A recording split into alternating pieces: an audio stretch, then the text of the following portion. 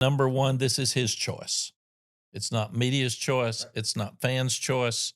It's not anybody's choice. It's his choice. And he loves it, and he's very good at it. The play calls just took Texas to a game away from the national championship 2 years in a row. I was the play caller. I was the head coach and the play caller.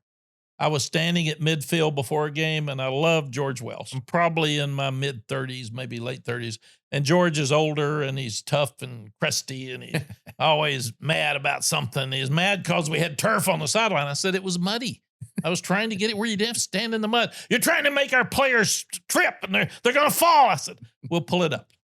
We'll pull it up. And then he'd say, why don't you come to Nantucket and fish with me in the summer? I said, you just chewed me out for doing that. So he says, you call plays still, don't you? And I said, yes, sir, I do. And he said, boy, you'll quit doing that when you get a little bit older. And I said, why, coach? I love calling plays. It's other than the relationships, I love calling plays more than anything else. It challenged me. It was fun. You got to beat the other guys like a chess match. And it's a wonderful thing for your mind. He sat there and said, well, you're going to get too old. You're going to get too tired. And you're going to get too busy as a head coach. I used to call him.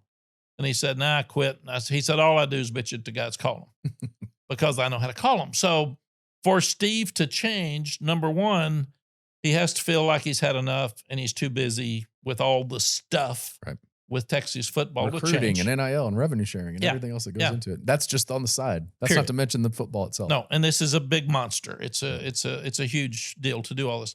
The second thing he's got to do is find somebody else that's as good as he is.